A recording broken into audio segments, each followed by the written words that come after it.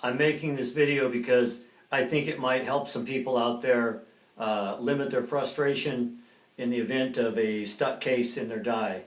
Reloading is an enjoyable process, but one of the things that really takes a little bit of the joy of the process out is when you end up getting a stuck case. If that's you, don't worry. It's a very simple process getting it out, and you haven't heard anything, hopefully, yet. The other night I was cutting the lube a little thin, and I ended up getting a stuck case, and it was a little dark, so I didn't want to do a video at that point. But today it happened again, so I thought, well, now's the time in order to share what I've learned and the process that I use in order to remove a stuck case from my die.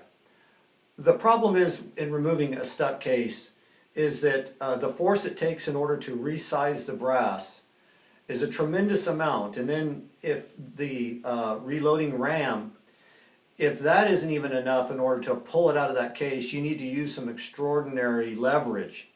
And so this process uses a threading process to leverage out that case from that reloading die without damaging the die, the decapping pin, or the plunger. That's key. You don't want to damage anything. And hopefully you do it in a quick manner so you can get back to reloading and you're not frustrated with the amount of time and the delay of the process there. So if you've got a stuck case, don't worry.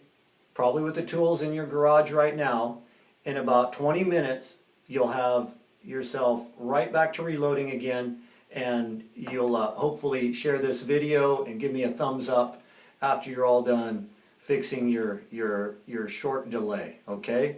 So I'd like to share with you the tools I use. You're going to need a crescent wrench, a vice grip, a 1/4 inch tap with number 20 threads, a 1364 drill bit, a 3-inch long 1/4 inch bolt with number 20 threads, 2 5/8 nuts, a couple of 3/8 washers,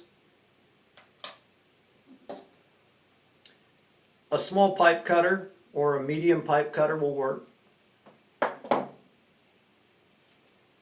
an electric drill, and your reloading press. If you have these tools, you have everything you need in order to remove that stuck case. Now, if you don't have any one of these tools or a few of them that you're missing, none of these are specialty tools. You can go to almost any hardware store and pick them up, and none of them are very expensive, with possibly the exception of a drill. So with this method, what you'll find is you don't damage your dies or your plunger or your decapping pin, and you don't need to put anything in another vise or anything like that. And you can do it right here at your reloading bench, and you can be back to reloading in a short amount of time. Just as a side note, if you find that you keep repeating getting stuck cases, you're going to want to use a little bit more lube, and you want to use it up towards the top of the neck area, actually just below the shoulder area, right in here, because this is the first part that actually contacts your reloading resizing die. And so it will take that lube and it will push it down and it will use it. And you can feel when they're getting a little bit tight. And if they start getting a little tight, back out then, add a little bit of lube, rub it on there, or grease. Resizing grease works really good too. And then do it until you find that you're getting about the right amount and an even amount of resistance through your press arm. Okay? And that should help you to avoid the process of having to remove stuck cases in the future.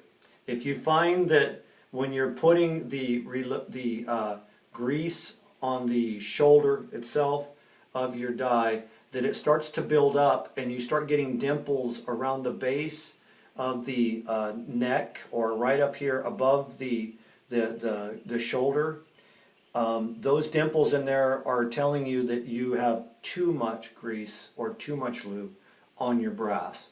So it's that fine balance between the two that you're looking for that's going to help you to make this process a little more enjoyable. There's also spray lubes that you can use that are basically like a dry silicone spray, and if you let them sit on for a couple of minutes and let them dry off, because they go on somewhat moist, which means they don't have their properties evenly dispersed and they're not as efficient as they should be. Once they are dry, then they're pretty good for keeping out of the mess of having stuck cases. If you're done with this video and you enjoyed it, give me a thumbs up. Or if you think I really gave some bad advice, you can give me a thumbs down too. But share this with some friends, and hopefully it'll help them enjoy the process of reloading more by relieving the frustration of stuck cases in the future. And thanks again for watching. So enough talking, let's get started.